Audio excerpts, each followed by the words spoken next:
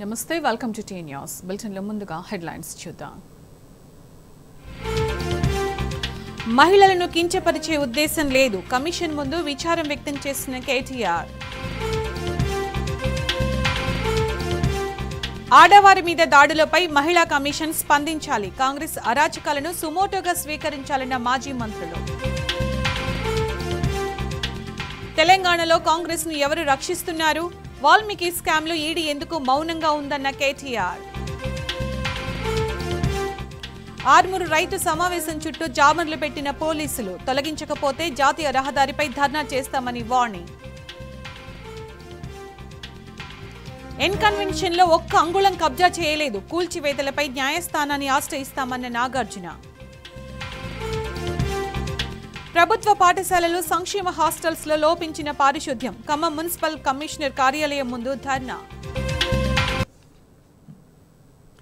మహిళా కమిషన్ వద్ద బీఆర్ఎస్ మహిళా నేతలపై జరిగిన దాడిని తీవ్రంగా ఖండించారు బీఆర్ఎస్ వర్కింగ్ ప్రెసిడెంట్ కేటీఆర్. మహిళలను గౌరవించే వ్యక్తిగా తను చేసిన వ్యాఖ్యలపై క్షమాపణ కోరానని చెప్పారు. చట్టాన్ని గౌరవించి కమిషన్ వద్దకు వస్తే మహిళా కాంగ్రెస్ నేతలు మా నాయకులపై దాడి చేయడం సరికాదన్నారు. బీఆర్ఎస్ నేతలపై జరిగిన దాడిపై కూడా మహిళా కమిషన్ చర్యలు తీసుకోవాలని కోరారు. అలాగే రాష్ట్ర వ్యాప్తంగా మహిళలపై జరుగుతున్న దాడుల విషయంలో కమిషన్ చర్యలు తీసుకోవాలని కేటీఆర్ ఆశించారు. మహిళా కమిషన్ ఇచ్చిన ఆదేశం మేరకు ఇవాళ వ్యక్తిగతంగా కమిషన్ ముందు హాజరై నేను యథాలాపంగా చేసిన ఒక వ్యాఖ్య పట్ల ఎవరికైనా మనస్తాపం కలిగించి ఉంటే ఇదివరకే నేను ఆ మాట మాట్లాడిన మరుక్షణమే యథాలాపంగా జరిగిన మాట పట్ల, దొర్లిన మాట పట్ల విచారం వ్యక్తం చేసిన అనే విషయాన్ని మహిళా కమిషన్ దృష్టికి తీసుకుని వచ్చినాను. వారు ఏదైతే మహిళా కమిషన్ పిలిపించిందో చట్టాన్ని గౌరవించే ఒక వ్యక్తిగా, మహిళల పట్ల గౌరవం ఉన్న వ్యక్తిగా నేను పొరపాటున ఒక మాట ఏదైతే దొర్లానో ఆ విషయంలో ఎవరికి మనస్తాపం కలిగినా విచారం వ్యక్తం చేస్తున్నా అని చెప్పి కూడా మళ్ళీ ఒకసారి వారికి చెప్పడం జరిగింది.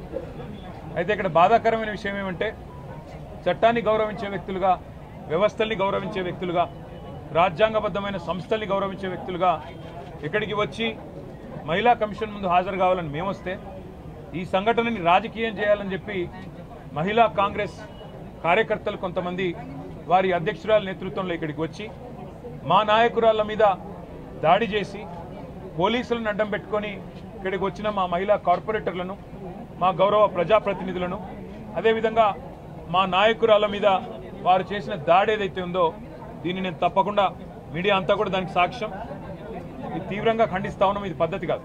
ఎందుకంటే మేము వచ్చింది ఒక సదుద్దేశంతో, రాజకీయాల్లో సంస్కారవంతంగా ఉండాలి, వ్యవస్థల్ని గౌరవించాలి, మహిళల్ని గౌరవించాలి, ఎవరమైనా ఒక పొరపాటు చేస్తే దాన్ని సరిదిద్దుకోవాలన్న ఉద్దేశంతో మేము వస్తే ఈ రకంగా వ్యవహరించడం అనేది మంచిది కాదు. ఒకటి. రెండవది, మహిళా కమిషన్ దృష్టికి రాష్ట్రంలో సమస్యలు కూడా, అన్ని విషయాలు కూడా వారికి చెప్పే ప్రయత్నం చేశాం. ఈ 8 నెలలుగా రాష్ట్రంలోని పరిస్థితులు ఇవన్నీ కూడా వివరంగా చెప్తే మీరు మరొక రూపంలో రండి, మరొకసారి టైం తీసుకొని రండి అని వారు అన్నారు. అవసరమైతే తప్పకుండా మా నాయకురాళ్ళందరూ కూడా మళ్ళీ మేము కూడా అందరం వచ్చి మొత్తం చిట్టా కూడా వారికి ఇవ్వడానికి వచ్చినాం. వస్తే రాష్ట్రంలో మహిళల మీద జరుగుతున్న అత్యాచారాలు, ఈరోజు రాష్ట్రంలో ఉన్న పరిస్థితులు, వీటన్నిటిని వివరించడానికి ఇంత పెద్ద మొత్తం విషయం అంతా కూడా తీసుకొని వస్తే మళ్ళీ రమ్మన్నారు. మళ్ళీ కూడా వస్తాం, మా గౌరవం ఉంది వ్యవస్థల పట్ల. కానీ ఈరోజు ఏ వైఖరి అయితే కాంగ్రెస్ పార్టీ అవలంబిస్తున్నదో దాని విషయంలో మాత్రం నేను తీవ్ర అభ్యంతరం వ్యక్తం చేస్తా ఉన్నా. ముఖ్యంగా మా నాయకురాళ్ల మీద, మా కార్పొరేటర్ల మీద, మా నాయకురాళ్ల మీద వ్యక్తిగతంగా దాడి చేయడం, కొన్ని చిన్న వస్తువులు, నెయిల్ కటర్ లాంటి వస్తువులతో కూడా దాడి చేశారని చెప్తా ఉన్నారు. మేము పైన మాకు తెలియదు. మరి దీన్ని తీవ్రంగా ఖండిస్తూ ఇలాంటి సంఘటనలు ఎవరు చేసినా అది మంచిది కాదు. వారి మీద కూడా పోలీసులు తప్పకుండా చర్య తీసుకోవాలి. మహిళా కమిషన్ కూడా అవసరమైతే సుమోటోగా దీన్ని కూడా కాగ్నిజెన్స్లోకి తీసుకోవాలని చెప్పి కూడా కోరుతూ, మరి తప్పకుండా భవిష్యత్తులో మహిళా కమిషన్ రాష్ట్రంలో మహిళల మీద జరుగుతున్న అఘాయిత్యాలు, పిల్లల మీద జరుగుతున్న దాడులు, ముఖ్యంగా ఆడపిల్లల భద్రతకు సంబంధించిన విషయంలో మరింత శ్రద్ధ వహించాలని చెప్పి కూడా మనస్ఫూర్తిగా నేను కోరుతాను. ఎన్ కన్వెన్షన్ కూల్చివేతపై సినీ హీరో నాగార్జున ఎక్స్ వేదికగా స్పందించారు. ఎన్ కన్వెన్షన్ ను కూల్చివేయడం బాధాకరమన్నారు. కూల్చివేతకు ముందు తనకు ఎలాంటి నోటీసు జారీ చేయలేదన్నారు. స్టే ఆర్డర్లో కోర్టులో కేసులకు విరుద్ధంగా ఎన్ కన్వెన్షన్ ను హైడ్రా కూల్చివేసిందన్నారు. చట్టాన్ని గౌరవించే పౌరుడిగా కోర్టు తనకు వ్యతిరేకంగా తీర్పునిస్తే తనే కూల్చివేసేవాడినన్నారు. ఎన్ కన్వెన్షన్ భూమి ప్రైవేటు భూమని ఒక్క అంగుళం కూడా తాను ఆక్రమించలేదన్నారు నాగార్జున. అధికారులు చేసిన ఈ చట్ట విరుద్ధ చర్యలకు వ్యతిరేకంగా తాను న్యాయస్థానాన్ని ఆశ్రయిస్తానన్నారు. అక్కడ తనకు న్యాయం జరుగుతుందని ట్వీట్లో తెలిపారు.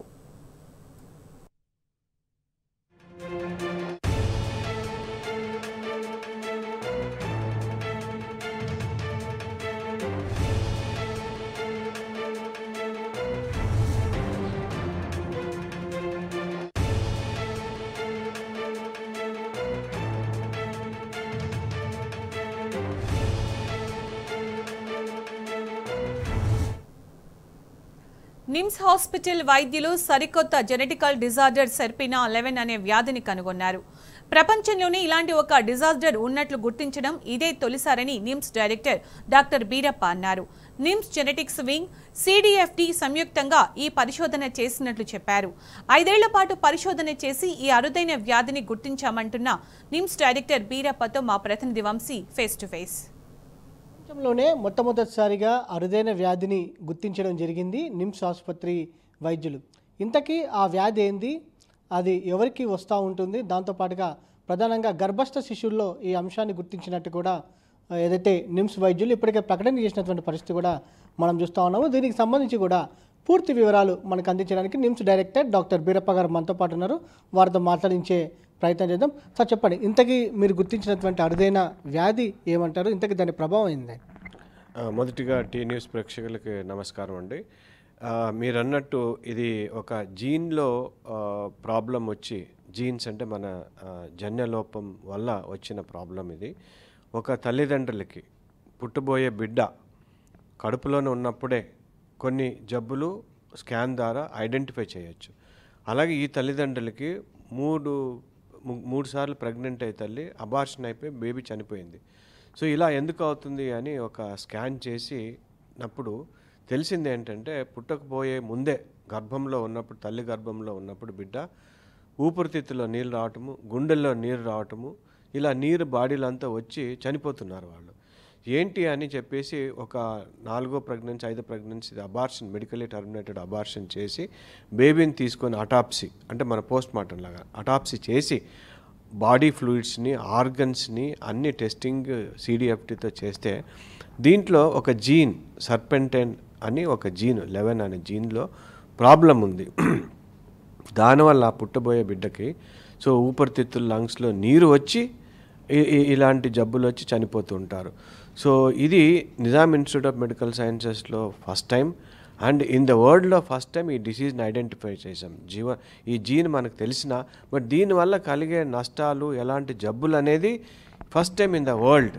సో మనం కనిపెట్టాం సిడిఎఫ్టి వాళ్ళ సహకారంతో జీనోమ్ సీక్వెన్సింగ్ అంటారు, దాన్ని చేసి ఈ గుర్తుపట్టి ఈ జబ్బుని కనుక్కున్నాం. సో దీనివల్ల లాభాలు ఏంటంటే, ఫ్యూచర్లో కానీ ఇలాంటి ప్రాబ్లమ్స్ ఉంటే పిల్లలు పుట్టిన తర్వాత చనిపోకుండా అబార్షన్ చేసి వాళ్ళకి కరెక్షన్ మెజర్స్ ఏమన్నా ఉంటే చేయొచ్చు. ఎన్నేళ్ల పాటు ఈ రీసెర్చ్ జరిగిందంటారు దీనికి సంబంధించి? ఇది ఆల్మోస్ట్ 5 to 6 years పాటు ఇది రీసెర్చ్ జరిగింది. నిమ్స్, సిడిఎఫ్డి ఇద్దరు కలిసి రీసెర్చ్ చేశాము. సో దానివల్ల వచ్చిన రిజల్ట్స్ ఈరోజు ఒక కొత్త డిసీజ్ని కనుక్కున్నాం. ఇంతకీ మీరు కనుగొన్నటువంటి ఏదైతే సెర్పినోపతికి సంబంధించి ఎలాంటి నష్టాలు ఉండబోతున్నాయి, ఒకవేళ పిల్లలు పుట్టిన తర్వాత కూడా ఇలాంటి వాటితో ఎలాంటి ఇబ్బందులు ఎదుర్కొనే అవకాశం ఉందంటారు? ఇవంతా పుట్టబోయే బిడ్డలు బతికే అవకాశాలు లేవు. సో 100% మార్టాలిటీ, 100% చనిపోయే అవకాశాలు ఉంటాయి. కాకపోతే ఇలా 5 సార్లు 6 సార్లు ప్రెగ్నెంట్ అవ్వకుండా, తల్లికి ప్రాణానికి ఇబ్బంది కలగకుండా మధ్యలోనే ఈ జబ్బుని ఐడెంటిఫై చేసి టర్మినేట్ చేస్తే పుట్టబోయే బిడ్డ మళ్ళీ పుట్టిన తర్వాత ఈ చనిపోవటాలు ఉండవు అన్నమాట. సో కొన్ని ఒక్కొక్కసారి ఇప్పుడు మదరు, ఫాదరు వాళ్ళిద్దరు క్యారియర్స్, అంటే ఈ జీన్స్ వాళ్ళలో ఉంది, సగం వాళ్ళలో ఉంది. కాబట్టి వాళ్ళిద్దరికి పుట్టబోయే బిడ్డ ఫుల్గా ఈ జీన్ మెచ్యూర్ అయిపోయి ఈ జీన్ వల్ల కలిగే నష్టాలు, సో ప్రెగ్నెన్సీ తర్వాత డెలివరీ అయిపోయి మళ్ళీ బేబీ చనిపోయి ఇవంతా అవసరం లేదు. సో మొదటే మనం దీన్ని ఐడెంటిఫై చేయొచ్చు, జీనోమ్ సీక్వెన్స్ ద్వారా మనం తెలుసుకోవచ్చు ఎలాంటి జీన్స్ అని. అలాగే చాలా జెనెటిక్ డిసార్డర్స్, మీకు రేర్ డిసీజెస్ అని ఈ పాటికి మీకు తెలిసే ఉంటుంది అందరికీ. ఈ రేర్ డిసీజెస్లో ఇలాంటిది ఒకటి. రేర్ డిసీజ్ అట్లీస్ట్ క్రమేణా పుట్టిన తర్వాత క్రమేణా వాళ్ళకి లైఫ్ కొద్దిగా 40 years 50 years లేకపోతే 30 years వరకు బాగుండి తర్వాత జబ్బులు వచ్చి చనిపోవడం జరుగుతూ ఉంటుంది. సో ఇలాంటి డిసీజ్ ఉన్న వాళ్ళు ఇమీడియట్గా డెలివరీ అయిన తక్షణమే చనిపోతుంటారు. సో అది సాధారణంగా ఇది ఫర్దర్గా ట్రీట్మెంట్ అందించడానికి మరింత పరిశోధనలకి ఊతం ఇచ్చేలాగా ఇది ఒకటి నాంది పలకవచ్చు అంటారు. Yes, definitely. ఇప్పుడు ఏదైతే కేసు రిపోర్ట్ ఉందో ఇంటర్నేషనల్ జర్నల్ క్లినికల్ జెనెటిక్స్ అనే ఒక ఇంటర్నేషనల్ జర్నల్లోనే పబ్లిష్ అయింది. సో పబ్లిష్ అయింది కాబట్టి దీని మీద తప్పకుండా రీసెర్చ్ ఉంటుంది. మేము CDFTతో కలిసి తప్పకుండా రీసెర్చ్ చేసి ఇంకా దీనికి ట్రీట్మెంట్ ఏమైనా రావాల్సింది ఉంటే మేము కనుక్కుంటామండి. సో సాధారణంగా మీరు పరిశోధన నిర్వహించడం జరిగింది. ఇంతకుముందు ఇలాంటి కేసులు దేశవ్యాప్తంగా ఇలాంటి కేసెస్ నమోదైనట్టు ఏమైనా మీ దృష్టికి వచ్చినాయా? లేదండి, ఇది ఫస్ట్ కేసు. అందుకే క్లినికల్ జెనెటిక్స్ అనే ఒక ఇంటర్నేషనల్ జర్నల్లో ఫస్ట్ టైం పబ్లిష్ చేసింది in the world. This is not being identified anywhere in the world. First time in the world it's identified and credit goes to CDFT and Nizam institute of medical sciences. So చివరిగా నిమ్స్ ఆసుపత్రిలో genetics విభాగం OP ఎలా చూస్తూ ఉంటుంది నెలవారీగా, దాంతోపాటుగా rare డిసీజెస్ని గుర్తించడంలో ఎలాంటి పాత్ర పోషిస్తుంది అంటారు? జెనెటిక్స్ డిపార్ట్మెంట్లో 2 డాక్టర్స్ ఉన్నారు, షగున్ అగర్వాల్ అని చెప్పేసి ప్లస్ ప్రజ్ఞ అని. They are doing a very extensive research in genetics, especially rare diseases, పుట్టిపోయే బిడ్డలకి ఎలాంటి ప్రాబ్లమ్స్ వస్తుంటాయి. అండ్ ఈ మెడికల్ జెనెటిక్స్ డిపార్ట్మెంట్ కంట్రీలో 4 ఉన్నాయి. ఒకటి లక్నోలో ఉంది, 2ది మణిపాల్లో ఉండేది, 3వది CMC వేలూరు ఉంది, 4వది మన నిజాం ఇన్స్టిట్యూట్ ఆఫ్ మెడికల్ సైన్సెస్లో ఉంది. All India institute of medical సైన్సెస్లో ఎక్కడా ఈ మెడికల్ జెనెటిక్స్ డిపార్ట్మెంట్ లేదు. కానీ ఈ రోజుల్లో ప్రతి కాలేజీలో మెడికల్ జెనెటిక్స్ డిపార్ట్మెంట్ ఉంటే బాగుంటుంది. దానివల్ల చాలా రీసెర్చ్ చేయొచ్చు, చాలా జబ్బులు కనుక్కోవచ్చు జెనెటిక్స్ సంబంధించింది. ఇది ప్రపంచంలోనే మొట్టమొదటిసారిగా ఏదైతే ఈ వ్యాధిని గుర్తించడం జరిగినట్టు కూడా చెప్తా ఉంటున్నారు. ఫర్దర్గా దీనికి సంబంధించి కూడా మరింత పరిశోధనల ద్వారా ట్రీట్మెంట్ చేసే అవకాశం కూడా ఉంటుందని కూడా వారి అభిప్రాయాన్ని వ్యక్తం చేస్తున్నటువంటి పరిస్థితి మనం చూస్తున్నాం. నిమ్స్ ఆసుపత్రిలోని జెనెటిక్స్ విభాగం చాలా ఏదైతే అద్భుతమైనటువంటి రీసెర్చ్ను కూడా నిర్వహిస్తూ ఉంటుందని కూడా వారి అభిప్రాయం తెలియజేసినటువంటి పరిస్థితి మనం చూస్తున్నాం. వీడియో జర్నలిస్ట్ విజయ్తో వంశకృష్ణ, టీ న్యూస్, హైదరాబాద్. ఆర్మూరులో రైతులు చేపట్టిన మహాధర్నా ముగిసింది. సెప్టెంబర్ 15 లోపు అర్హులందరికీ ఎలాంటి షరతులు లేకుండా రుణాలు మాఫీ చేయాలని తీర్మానం చేశారు. ఈ మేరకు అన్నదాతలు ఆర్డీఓకు వినతి పత్రం అందించారు. ఆర్డీఓ ధర్నా వద్దకే వచ్చి వినతి పత్రం తీసుకున్నారు.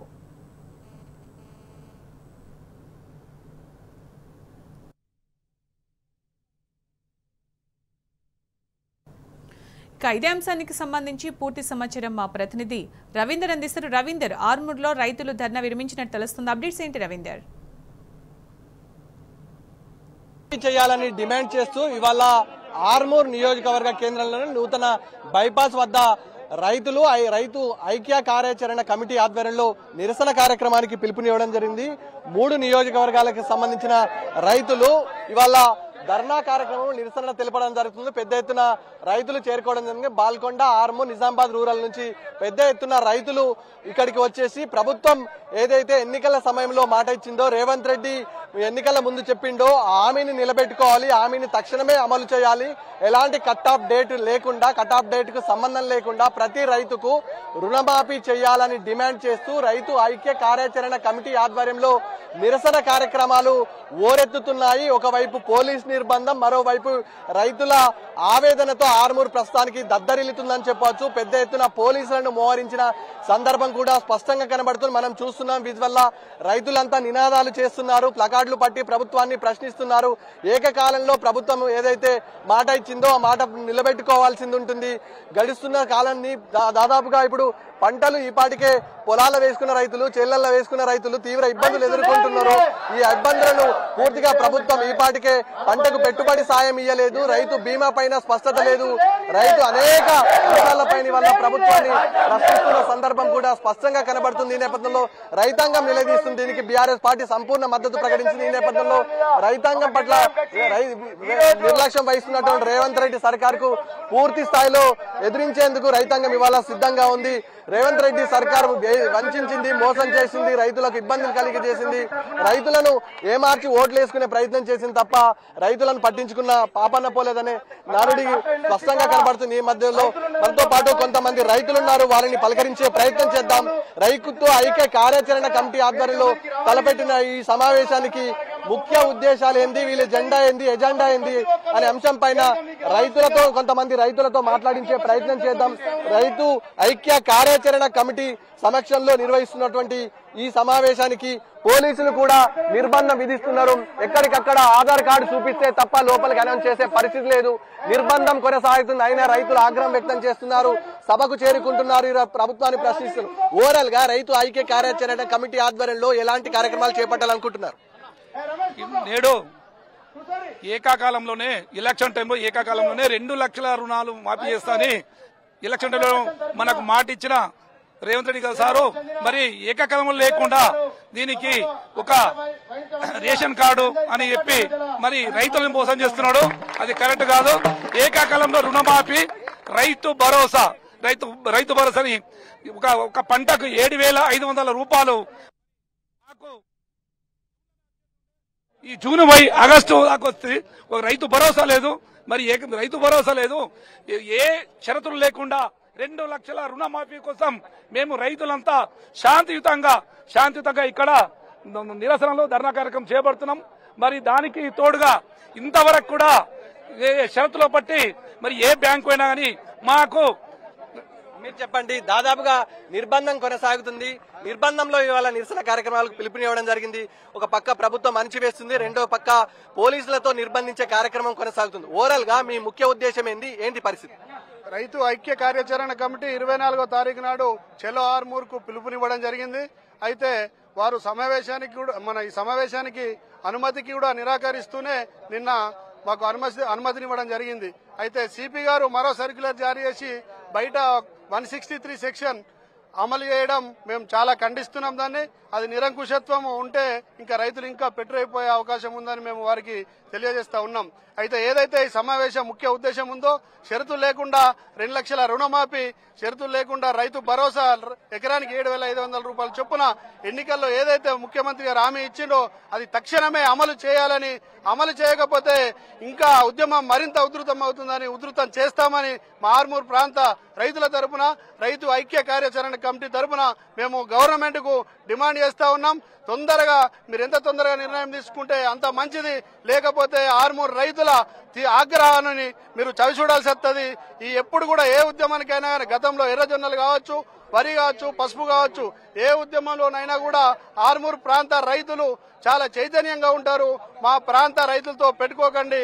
మా ప్రాంత రైతుల్ని ఏదైనా ఉద్యమాలు చేస్తే అణచివేసే ధోరణిని మేము ఖండిస్తా ఉన్నాం. మా షరతులు ఏదైతే ఉన్నాయో 2 లక్షల రుణమాఫీ, రైతు భరోసాను తక్షణమే అమలు చేయాలని ఈ రైతు ఐక్య కార్యాచరణ కమిటీ తరఫున డిమాండ్ చేస్తా ఉన్నాం. మీరు చెప్పండి. నిర్బంధం కొనసాగుతుంది. పోలీస్ వ్యవస్థ ఇవాళ ఆర్మూర్ చుట్టూ మోహరించింది. నిర్బంధాల మధ్య ఇవాళ రైతు తెగించి ఈ సభాస్థలికి రావడం జరిగింది. ఓవరాల్ గా చూస్తే ఒక కబంధ హస్తాలతో ఇవాళ ఆర్మూర్ ని పూర్తి స్థాయిలో హస్త దిగ్బంధం చేసింది. ఇలా వ్యవహరించడం పట్ల మీ అభిప్రాయం ఏంది? ప్రభుత్వం మీరు చూస్తున్నారు ఇక్కడ టీవీ న్యూస్ వాళ్ళు ఇన్ని వేల మంది రైతులు స్వచ్ఛందంగా చందాలు జమ చేసుకుని ఈ మహాధర్నాకు రావడం జరిగింది. సుమారు 10,000 మంది రైతులు ఇక్కడికి రావడం జరిగింది.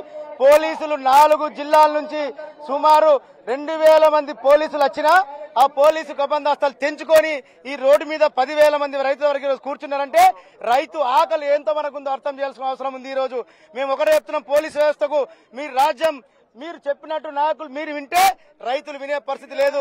మమ్మల్ని రెచ్చగొట్టకుండా దయచేసి శాంతియుతంగా ధర్నా చేస్తాం.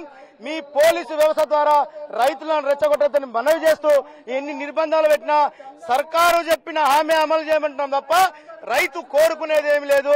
మీరు ఇస్తాన్న 2 లక్షల రుణమాఫీ ఇవ్వండి షరతులు లేకుండా, మీరు ఇస్తాన్న రైతు భరోసా ఇవ్వండి, మీరు ఇస్తున్న కౌలు రైతు ఇవ్వండి, మీరు ఇస్తున్న రైతు కూలీలకు ఇవ్వండి, మీరు కొంటున్న బోనస్ కేంద్ర కొనండి, మీరు ఇస్తున్న మహిళలకు ఇవ్వండి.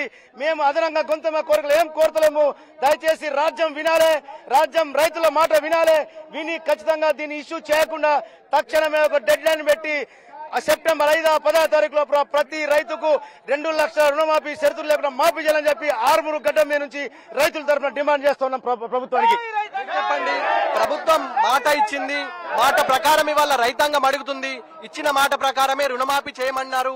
దాదాపుగా ప్రభుత్వమే డెడ్ లైన్ విధించుకుంది.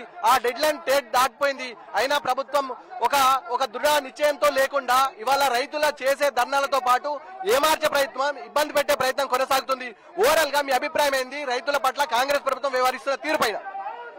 రైతుని రోడ్డు మీదికి తెచ్చిన ప్రభుత్వము రేపో మాపో రోడ్డు మీదికి వస్తది అని ఆ ప్రభుత్వానికి తెలియజేస్తున్నాం. మేము రైతులను రోడ్డు మీదకి ఈడ్చినాక మీ ప్రభుత్వం కూడా రేపు రోడ్డు మీదకి వస్తుందన్న. ఏందంటే షరతులు లేని 2 లక్షల రుణమాఫీ మేము అడిగింది కాదు, మీరే చెప్పిండ్రు. మా ప్రభుత్వం రాగానే 2 లక్షల రుణమాఫీ అన్నారు. 7,500 ఎక్కడ పోయినాయి? మీరు చేసిన హామీలన్నీ అమలు పరచకపోగా మా రైతన్నలందరూ రోడ్డు మీద వచ్చుంటే అనవసరంగా మీరు వాళ్ళ మీద దౌర్జన్యంగా వాళ్ళని శిక్షిస్తున్నారు. నేను ఈ ప్రభుత్వానికి ఒకటే హెచ్చరిస్తున్నాను, రైతులు రోడ్డు మీద పడ్డనాడు మీ ప్రభుత్వం కూడా రోడ్డున పడుతుంది. ఒక ఆడబిడ్డగా మీకు శపిస్తున్నాను. జై జవాన్ జై కిసాన్. వల్ల ప్రభుత్వం ఇచ్చిన హామీలను నెరవేర్చకపోగా పైగా కబంధ హస్తాలతో అదేవిధంగా ఉక్కుపాదంతో మోహరించే ప్రయత్నం ఇవాళ పోలీసు వ్యవస్థను అడ్డం పెట్టుకుని రైతుల పైన వ్యవహరిస్తున్న బిడ్డల రైతులంతా ఆగ్రహం వ్యక్తం చేస్తున్నారు. మనతో పాటు మాట్లాడడానికి మరో రైతున్నారు. ఏమంటారు ఈ వ్యవహారం పట్ల? ఈ రోజు ఈ మామిడిపల్లి చౌరస్తాలో రైతు మహాధర్నాలు దాదాపు 10-15 వేల మంది ఇక్కడ రైతులు స్వచ్ఛందంగా కులాలకు అతీతంగా, మతాలకు అతీతంగా, రైతాంగం పార్టీలకు అతీతంగా ఈ రోజు ఇక్కడ రావడానికి కారణం ఈ ప్రభుత్వం ఉన్నటువంటి రేవంత్ రెడ్డి ముఖ్యమంత్రి గారు కారణం. ఎందుకంటే గత ఎన్నికల్లో ఆయన ఇచ్చిన వాగ్దానం 2 లక్షలకు రుణమాఫీని ప్రతి పాస్బుక్ ప్రతి రైతుకు కూడా మాఫీ చేస్తామని చెప్పడం జరిగింది. మరి ఈ రోజు తీరా చూస్తే మరి 47 లక్షల మంది రైతులు ఉంటే మరి ఈ రోజు ఆయన మాఫీ చేసినటువంటి దాదాపు 12 లక్షల మంది. మరి కాబట్టి ఖబర్దార్ రేవంత్ రెడ్డి గారు, ఇక్కడ రైతాంగం తరఫున డిమాండ్ చేస్తా ఉన్నాం. మొత్తం రైతాంగానికి 47 లక్షల మందికి దాదాపు 40,000 కోట్లు ఈ రోజు అవసరం పడుతూ ఉంది. కాబట్టి 40,000 కోట్లు తక్షణమే మీరు విడుదల చేసి మరి ఖచ్చితంగా ప్రతి రైతుకు కూడా చెప్పండి, మీరు చెప్పండి ఏంది పరిస్థితి? ఈ రోజు మీరు ఎలక్షన్ కన్నా ముందు ప్రతి రైతుకు 2 లక్షల ఏకకాలంలో రుణం మేము మాఫీ చేస్తానన్నాం. ఇవాళ మీరు కేసీఆర్ ₹1,00,000 మాఫీ చేస్తుంటే మీరేమన్నారు ఎంబడే పోయి తెచ్చుకొని మేము 2 లక్షల రుణమాఫీ చేస్తానని చెప్పినాం. మరి ఇలా ఏమైంది పరిస్థితి? ఇలా రోడ్లను ఎక్కించే పరిస్థితి తీసుకొచ్చినావు రేవంత్ రెడ్డి గారు. ఖబర్దార్ గా చెప్తున్నాం ఏమంటే ఆర్మూర్ రైతులు, ఆర్మూర్ బాల్కొండ రూరల్ రైతులు ఏమైతే పెద్ద మొత్తంలో 8,900 మోహరించారు. ఇప్పటికీ ఇంకా కొద్ది సేపట్లో మీరు హామీని ప్రకటించకపోతే రోడ్ల మీద నిర్బంధం చేసే ఆస్కారం కూడా ఉంది. మీరు దయచేసి చెప్తున్నాం రేవంత్ రెడ్డి గారు, ఖబర్దార్. ఏదైతే రైతులకు మీరు ఇస్తామన్న రైతు భరోసా కావచ్చు, రైతు రుణమాఫీ కావచ్చు, ఖచ్చితంగా అమలు చేసి తీరాలని ఈ మా రైతు సోదరుల తరపున నేను మనవి చేసి కోరుకుంటాను. ఇక్కడ చూసిన నిర్బంధాలు కొనసాగుతున్నాయి. రైతుల రోడ్డు మీదకి ఎక్కితేనే ఇవాళ అరెస్టు చేసే పరిస్థితి పోలీస్ యాక్ట్ అమల్లోకి తీసుకొచ్చింది. రైతులు స్వేచ్ఛగా ఇక్కడికి రాచే పరిస్థితి అయితే ప్రస్తుతం కనబడతలేదు. ఓరల్గా చూస్తే రైతుల్ని ఇవాళ నిర్బంధించే ప్రయత్నం స్పష్టంగా అయినా పోలీసులు హెచ్చరించారు, ప్రభుత్వం హెచ్చరించారు. అయినా ప్రజలు మీరు అనుకున్న చోటికి వచ్చారు. ఎట్లా అనిపిస్తుంది? రైతులందరూ రుణమాఫీ చేయాలని చెప్పేసి చాలా డిమాండ్తో ఉన్నారు. రాష్ట్రం మీద తీవ్ర అసంతృప్తితో ఉన్నారు. ఎద్దు ఏడ్చిన వ్యవసాయం రైతు ఏడ్చిన రాష్ట్రం ఎక్కడ కూడా బాగుపడదు, చరిత్రలో లేదు కూడా. కావాలని చెప్పేసి రైతుల గోసతోటి కూడా రేవంత్ రెడ్డి గారు చాలా ద్వేషానికి గురవుతున్నారు. మీరు ఏకకాలంలో 2 లక్షల రుణమాఫీ చేసి మీరు రైతులందరినీ ఆదుకునే విధంగా మీరు చర్యలు తీసుకోవాలని చెప్పి డిమాండ్ చేస్తున్నాం. లేని పక్షంలో ఇదే మొత్తానికి రైతులంతా ఆగ్రహం వ్యక్తం చేస్తున్న సందర్భం స్పష్టంగా కనపడుతుంది. పెద్ద ఎత్తున రైతులు ఎన్ని నిర్బంధాలు పెట్టినా, ఎన్ని ఆంక్షలు పెట్టిన వల్ల రైతులకు ఆర్మూర్ నుంచి అటు బాల్కొండ, నిజామాబాద్ రూరల్ వరకు పెద్ద ఎత్తున రైతులైతే వచ్చి ఈ ఏదైతే కార్యక్రమానికి పిలుపునిచ్చారో ఆ కార్యక్రమాన్ని పూర్తి స్థాయిలో దిగ్విజయం చేసేందుకు ఏకకాలంలో రుణమాఫీ చేయగా ఈ నేపథ్యంలో ప్రభుత్వం తనను ఇబ్బంది పెట్టే ప్రయత్నం రైతులను ఇబ్బంది పెట్టే విధంగా వివరించడం పట్ల యావత్ రైతాంగం అంతా ఆగ్రహం వ్యక్తం చేస్తున్న సందర్భం కూడా ఉన్నది. మరికొద్ది సేపట్లో రైతు ఐక్య కార్యాచరణ కమిటీ ఆధ్వర్యంలో వారి విధి విధానాలను పూర్తి స్థాయిలో ప్రకటించే ఆస్కారం కూడా స్పష్టంగా కనబడుతుంది. ఓటు స్టూడియో.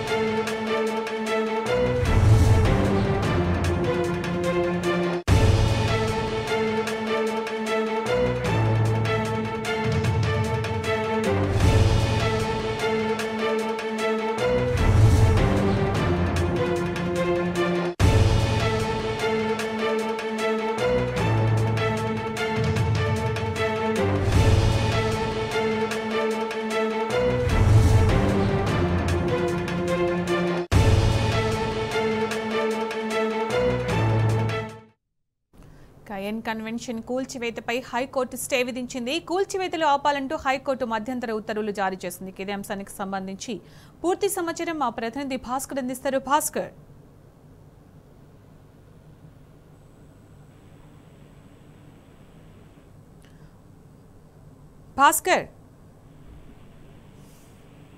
ఎన్ కన్వెన్షన్ కూల్చివేతపై హైకోర్టును ఆశ్రయించారు సినీ నటుడు నాగార్జున. విచారణ చేపట్టినటువంటి జస్టిస్ టి వినోద్ కుమార్ ధర్మాసనం కూల్చివేతలు ఆపాలని మధ్యంతర ఉత్తర్వులు జారీ చేసింది. ఇప్పటికే పూర్తిగా ఎన్ కన్వెన్షన్ పూర్తిగా నీలమట్టం చేసినటువంటి నేపథ్యంలో హైదరాబాద్ తీసుకున్నటువంటి ఈ నిర్ణయానికి సంబంధించి అక్కినేని నాగార్జున దీనికి సంబంధించి కొన్ని సంవత్సరాల క్రితం అప్పటి ప్రభుత్వ సర్వే ప్రకారం సొంతంగా కొనుగోలు చేసినటువంటి భూమిలో ఎన్ కన్వెన్షన్ నిర్మాణం చేపట్టామని 12 సంవత్సరంలో ఆ నిర్మాణం కొనుగోలు చేసినటువంటి భూమి చెరువు సరిహద్దు పరిధిలోకి వచ్చిందని ఆనాటి ప్రభుత్వం నోటీసులు జారీ చేసిందని, నోటీసులు జారీ చేసిన భూమి మీద మరో 3-4 సర్వే రిపోర్టులు సర్క్యులేషన్ లో ఉండటం వల్ల దీనిని దేన్ని విశ్వసించాలో తెలియక పరిస్థితిలో నాగార్జున ప్రభుత్వ నోటీసులపై కోర్టును ఆశ్రయించి 9 కోట్ల రూపాయలు డిపాజిట్ గా కట్టి ప్రభుత్వ ఆరోపణలు నిరూపించినటువంటి సమక్షంలో నిర్మాణానికి సంబంధించినటువంటి మార్పులు చేస్తారని కూడా అంగీకరించారు. అయితే ఆ కోర్టు ఆర్డర్ ప్రకారం కోర్టు అప్పటికే దీనికి సంబంధించినటువంటి స్టే అందుబాటులో ఉంది కాబట్టి కోర్టు ఆర్డర్ ప్రకారం స్టేలో ఉండగా దాన్ని పట్టించుకోకుండా ఇప్పటి ప్రభుత్వం ఎటువంటి నోటీసులు కూడా ఇవ్వకుండా కనీసం ఇన్ఫర్మేషన్ కూడా ఇవ్వకుండా అధికార దుర్వినియోగానికి పాల్పడిందని నాగార్జున తన పిటిషన్ లో పేర్కొన్నారు. అయితే పిటిషన్ విచారించినటువంటి కోర్టు ఈ భూమి పట్టా భూమి ఒక అంగుళం కూడా ట్యాంకు చాలా స్పష్టంగా చెప్పుకొచ్చారు. ప్రస్తుతానికి ఏది ఏమైనా దీనికి సంబంధించినటువంటి వ్యవహారంలో కోర్టు స్టే ఉన్నటువంటి నేపథ్యంలో దాంట్లో కూల్చివేతలు చేపట్టకూడదని చెప్తూనే ఇప్పుడు జరిగినటువంటి నిర్మాణాలతో పాటు ఇక ఫర్దర్ గా ఏది కూడా దాంట్లో కూల్చివేయకుండా ఉండాలని స్టే ఇచ్చింది. ప్రస్తుతం ఆ స్టేట్ తో తర్వాత దీనికి సంబంధించి ఎవరైతే దీంట్లో కూల్చివేసినటువంటి హైడ్రా అధికారులు, ప్రభుత్వం, అదేవిధంగా దీంట్లో ఆయన వేసినటువంటి పిటిషన్ లో ఎవరైతే ఉన్నారో వారికి అందరికీ కూడా నోటీసులు సర్వ్ చేస్తారు. నోటీసులు సర్వ్ చేసిన తర్వాత వారి దగ్గర ఉన్నటువంటి ఆధారాలు ఏంటివి, ఎందుకు కూల్చేసారనేటువంటి కూడా కోర్టులో చెప్పాల్సినటువంటి అవసరం ఉంటుంది. ప్రస్తుతానికి శ్రీనటుడు నాగార్జునకు హైకోర్టులో ఊరటలా విషయం చెప్పుకోవచ్చు. ఎన్ కన్వెన్షన్ కూల్చివేతలపై ప్రస్తుతానికి హైకోర్టు ధర్మాసనం స్టే ఇస్తూ ఉత్తర్వులు జారీ చేసింది. Sunitha. Right Bhaskar, thank you.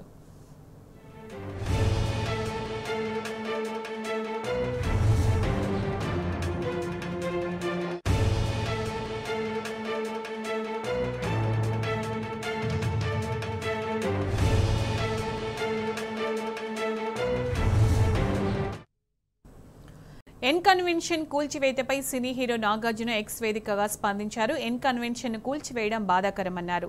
కూల్చివేతకు ముందు తనకు ఎలాంటి నోటీసు జారీ చేయలేదన్నారు. స్టే ఆర్డర్లు కోర్టులో కేసులకు విరుద్ధంగా ఎన్ కన్వెన్షన్ హైడ్రా కూల్చివేసిందన్నారు. చట్టాన్ని గౌరవించే పౌరుడిగా కోర్టు తనకు వ్యతిరేకంగా తీర్పునిస్తే తనే కూల్చివేసేవాడినన్నారు. ఎన్ కన్వెన్షన్ భూమి ప్రైవేటు భూమని ఒక్క అంగుళం కూడా తాను ఆక్రమించలేదన్నారు నాగార్జున.